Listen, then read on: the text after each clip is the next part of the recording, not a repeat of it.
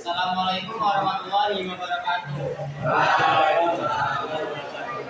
Kami dari kelompok 3 di sini kita akan mempresentasikan tentang materi teater. Mari kita mulai dari sama. Assalamualaikum warahmatullahi wabarakatuh.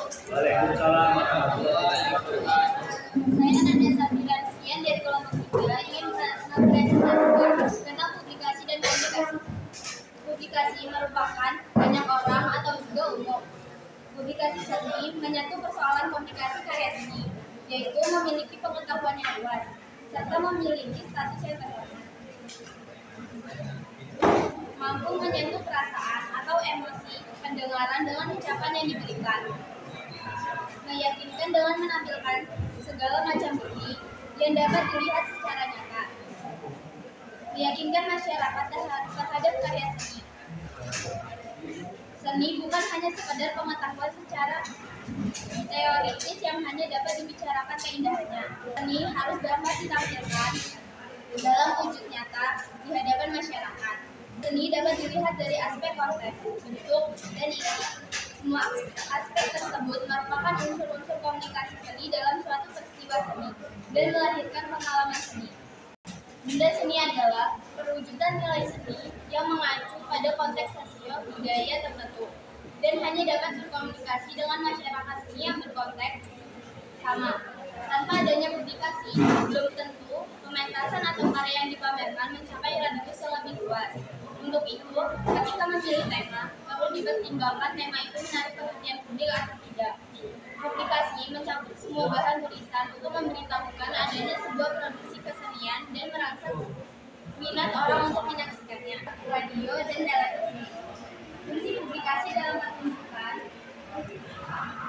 Penggunaan media sosial dalam publikasi pementasan dapat menjadi cara yang efektif untuk menarik perhatian penonton. Bidang publikasi bertugas merencanakan, menyusun, dan melaksanakan seluruh kegiatan publikasi berupa informasi pementasan. Adanya kerja keras dan kerjasama yang baik. Adanya keberanian untuk mencoba, menghindari terjadinya kesalahan pemilihan tokoh, memiliki wawasan dan suka bergaul. Memperkuat karakteristik pameran, membuat penonton paham dalam pesan dan makna yang disampaikan. 3. Assalamualaikum warahmatullahi wabarakatuh.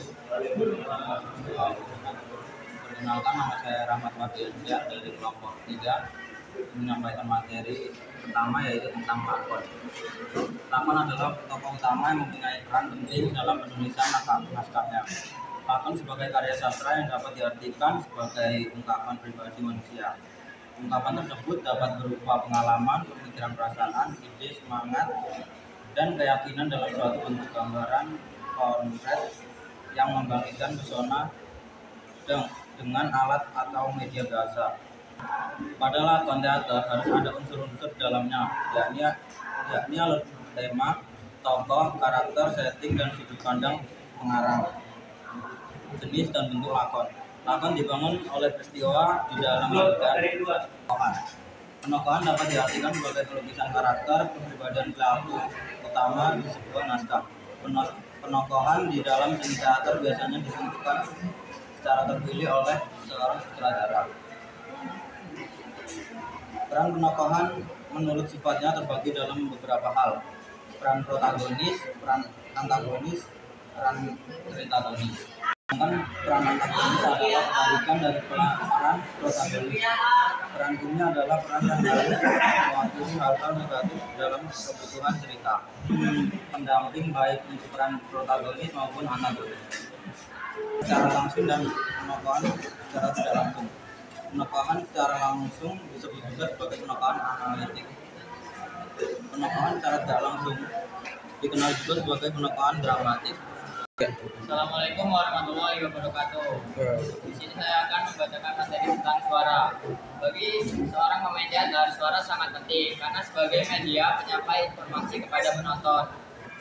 Seorang pemain teater harus memiliki teknik olah suara. Apa itu teknik olah suara? Teknik olah suara adalah pelatihan suara melalui teknik pernapasan dan pengucapan agar memiliki artikulasi yang baik, intonasi yang baik, dinamika suara yang jelas.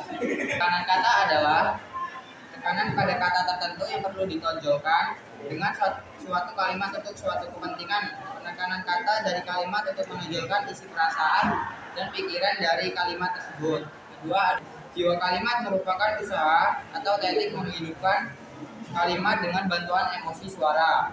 Dan yang ketiga adalah tempo dan irama. Tempo dan irama adalah pengolahan suara yang memperhatikan dinamika. Artinya suara yang dihasilkan tidak monoton tapi bervariasi.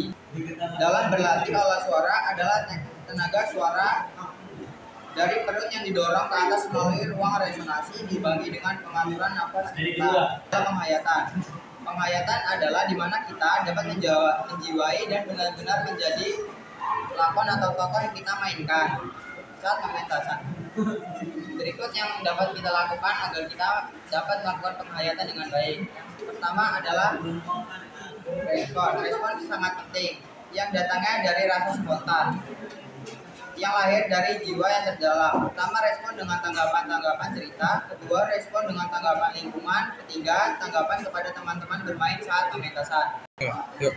Assalamualaikum warahmatullahi wabarakatuh. Perkenalkan nama saya Sabia Sapira. Saya akan mempresentasikan seni teater tentang ruang.